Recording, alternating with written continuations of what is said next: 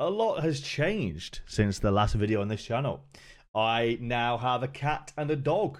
I have two pets now. We have Sorare mascots, as they'd say. My gallery is significantly different now as well. A lot's changed. I've gone from like everything changing, being like super rare Griezmann out for rare Mbappe, and now it's like those cards are long gone. We made some big changes. Now, if you missed or haven't been following me or haven't been up to date or anything like that, you'll notice my gallery looks a lot different. It's a lot lower in size as well. My gallery used to be worth quite a lot. I had to sell a large portion of it for private reasons. I don't want to go into it. They're not good reasons either. Like, I didn't go and take all my millions in profit and go put them into something else. Like, that didn't happen. I made a huge loss on Sorare, and I had to then use that cash for something else, unfortunately. And it wasn't fun, and I really hated doing it. I hated selling my gallery. I wish there was another way. I loved my gallery. I loved what I built. I loved that I'd built it. I loved that I'd created it over the course of the 3 years or whatever I've been playing Sorare for. I enjoyed playing my like 20, 30 lineups every week, and unfortunately, yeah, it had to go. But silver linings and whatnot, because we've done pretty well since selling the gallery. And do you know what the other thing is? And I will say this to a lot of people that are watching this video now. I always felt really uncomfortable having the amount of money that I had into Sorare. And what I mean by that is, let's say my gallery was worth £30,000. I don't have the wealth to have £30,000 sat in a Sorare account depreciating every day. I don't have the wealth to like see in my gallery valuation it go down £1,300 because a certain player did their ACL or someone's in bad form. And you know how, unfortunately, the fear mongering and stuff like that happens in Sorare as well. Well, when you feel like you're overexposed, which I definitely did feel like that, the fear mongering used to have me on edge like crazy as well. So I feel so much better, so much more comfortable, just so much happier with Sorare now that I don't have a stupid amount of money that I can't afford to have in a game that, unfortunately I love those cards that I had to get rid of, but yeah, I definitely just feel so much better now. And I'm also building, I'm building out a new gallery as well. Like, I'm building something fun. Okay, maybe that bottom lineup's not quite fun, but like I'm building a new gallery and I'm having fun building it. In my opinion, my opinion is the only one that matters when it's come to me having fun. But I'm building something new, and I'm enjoying doing it as well. And I've been relatively successful, so I thought I'd go through and I'd show you some important milestones and talk to you about what I did. So I sold a bunch of my cards and I reinvested around £2,500 into Man United players, basically, with the main one being Bruno Fernandes. He cost me £700 on auction, and I was doing it at the time for two reasons. I thought, firstly, these cards seem really cheap. Like, I definitely wasn't a top dot either. I bought it for £692, and the highest ended up selling for like £800 at one point. I thought these cards seem super cheap in my opinion. They seem really cheap. So what I'm going to do is I'm going to go in and pay this amount for my Man United boys. I thought we'd do better this season. I was excited. I thought, we brought in some good signings, and Ten Hag was going to change things up and we're going to do better this season, which obviously hasn't happened. But yeah, so I went in and I paid around £2,500 for basically all the cards that I wanted, and didn't have a huge amount of success. So I changed a few things up. My main strategy was just to play Man United, but I then decided to play sort of the best of the rest. And one of the main things I did was I brought in this Mohamed Salah card. If I go to the trade with Sorare Josh, he made profit at the time anyway, so he's not going to be worried about me showing you this trade. But I paid about 170 for Mohamed Salah, and he's done very well for me so far as well. So it's been fun. So they're probably like these two are probably like the main cards. Maybe this Van Dijk as well was a big card as well. I paid 290 for that card after I won an Allison, which we'll talk about soon. But yeah, so they were like the main cards, or have been the main cards that have won me a lot of money so far this season. And I'm very grateful to them for doing that. But like, my main strategy now is I aim to build lineups that other people aren't building. I think about this game a lot differently now. I think people think about this game in a really, really enclosed box, and everyone seems to think points equals certain rewards, which is just not the case, and it hasn't been the case for a long time. You are competing against everybody, and you need to build a lineup that not only scores the most points, but is unique. Either it's got the most XP or it's unique, right? You need to beat everyone in each position. So, for example, let's say Liverpool smashed 5-0 this week, right? And they did so with having Mo Salah dropping a 91, having Trent dropping a 100, 75 from McAllister, 73 from Van Dijk, and then obviously the 70 from Alisson Becker. So my thought process is not I need to score more than, let's say they scored 500 points in total. I need a goalie that's got more than 70 points. I need a defender that got 100. I have to have a 100-point defender because Trent got 100 points. This is if I'm trying to win the division, right? Trent got 100 points. I need a defender that got 100 points. I need a midfielder that beat Curtis Jones on 76.3. I need an attacker. I've either got Mo Salah or I've got an attacker that scored better than Mo Salah. You know what I mean? Like, that's the point. That's what I aim to do. So this week, what I tried to do it with Gibbs White and Isak. I knew both had very good matchups. United sucking at the moment and Everton sucking at the moment as well. So I was hoping that, Gibbs White is always decisive potential. He's been absolutely crushing it lately.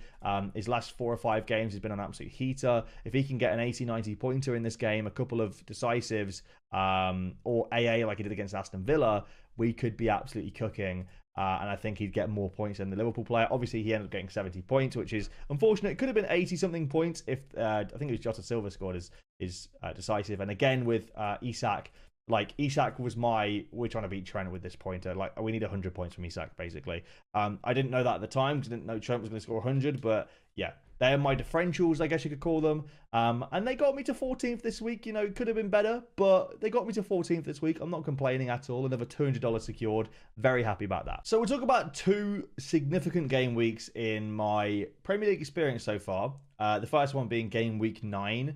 And you'll see that, like, podium scores seem lower. Point scores in general seem lower this week, and the reason why they seem lower is because there were just a lot less cards sold back then to now. It's more competitive now.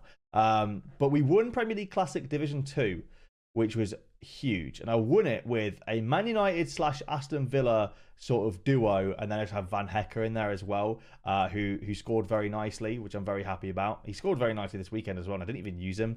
But we had Onana and Leacher with Tielemans and Watkins. Watkins getting a brace with 2 big chances missed. Tielemans getting a big chance created. I was very nervous, thinking, if I don't get first place now, it's because, I think it was Watkins that got the chance from Tielemans, but we ended up securing the first place. And from that, we won Alisson Becker, which is why I bought Van Dijk in the first place.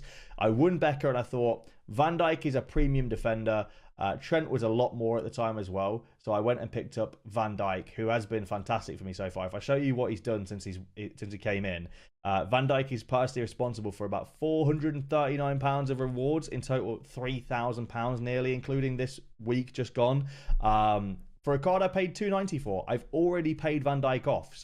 And that's what I'm always trying to do. I'm not trying to buy these cards to sell them for more. I couldn't give a fuck what they're worth now. And I think if you are hell-bent on buying a card and it being worth the same when you go to sell it, unless you're a trader, you're stupid. The truth is, you're dumb. You're thick. Because why are you buying a depreciating asset, getting utility from it, then expecting your depreciating asset that you've got utility from to then be worth more than when you bought it and used the utility from it? It doesn't make sense. It's illogical. Now, that being said, cards can go up and down, but expecting that from every card is stupid, in my opinion. So when I go into this, I'm buying these cards with the intention of winning back what I paid for them, not selling them for a profit down the line.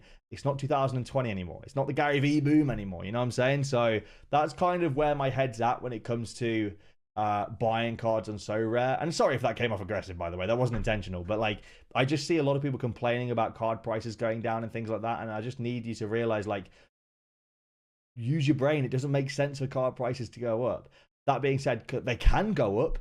Look at Bruno fluctuating like crazy. But like, in theory, they shouldn't go up, right? It's like a car. They shouldn't go up, but during lockdown, second-hand prices of cars did go up because manufacturing stopped for a little while. Like, things happen to make them go up, but that's just how it works. They should go down in theory.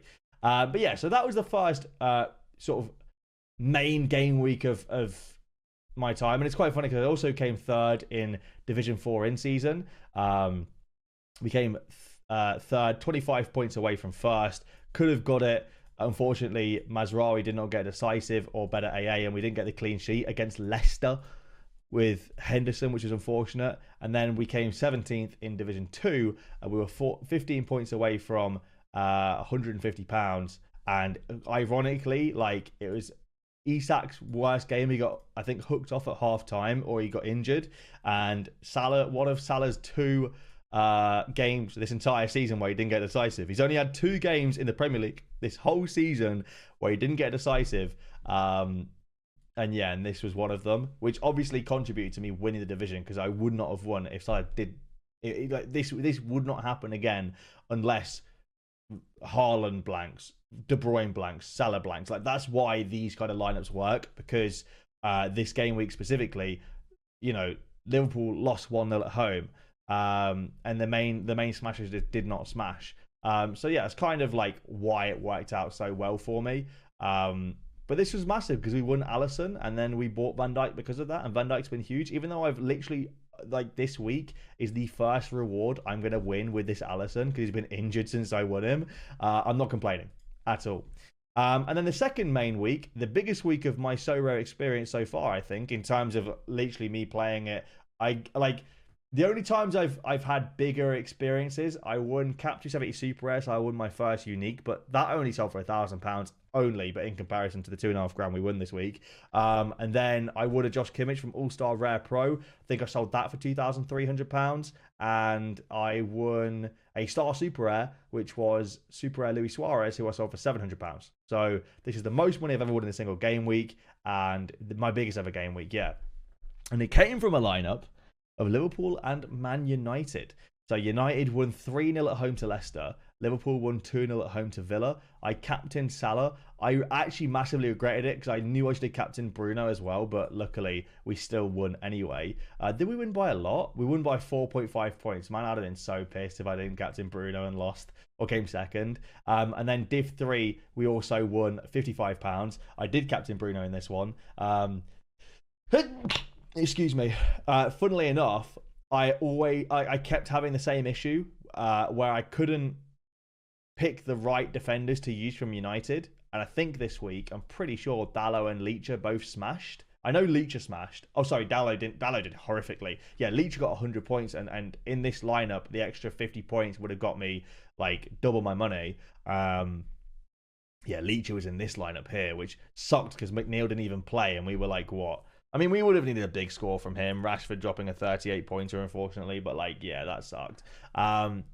But yeah, this was my biggest game week ever. We won £2.5 and basically paid off everything that I'd put into Sorare at the start of the season. So I put in about £2.5 at the start of the season, and at the moment I am up around. I mean, my Mo Salah's been in every winning lineup pretty much of my big wins. So this plus an extra, so let's say 300-ish from my Div 2, Div 3 lineups that have also done well. So for example, like, my Div 3 won 55 here. My Div 4 won 173 here. Actually, probably more. Probably an extra like 500 or 600 then. So 2,800 plus 160 from this game week. So let's call that, like, let's round it up to £3,000 plus an extra like 500. We're probably would about 3.5k. So I'm overall in profit on Sorare from the start of the season, which has been very, very good.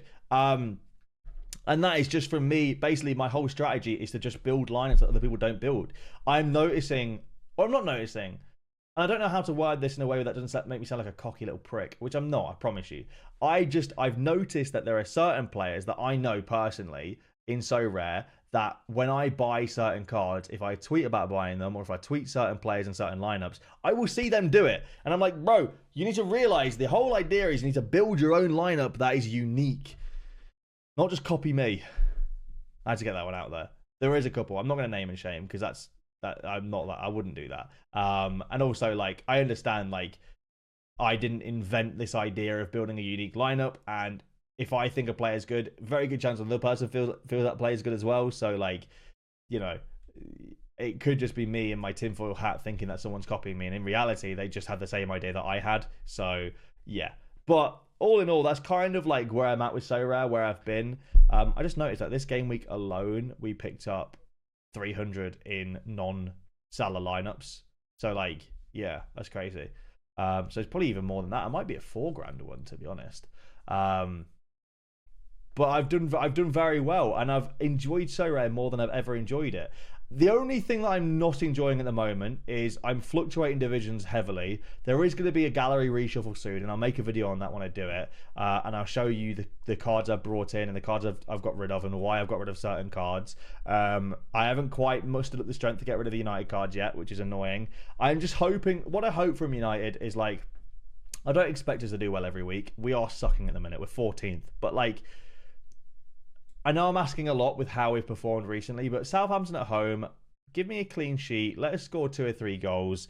You know, big score from Bruno Fernandes. Big score from Mazraoui or Leacher or Onana or Ugarte. You know what I'm saying? Rangers at home, similar, although Rangers are much better than Southampton, so it's going to be a really tough game. I know they absolutely put Tottenham to the sword at times. Palace at home, Everton away, Ipswich at home, Leicester away.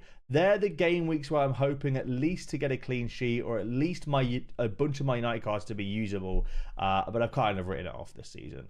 And I will be moving away and picking up some other cards that are not United cards.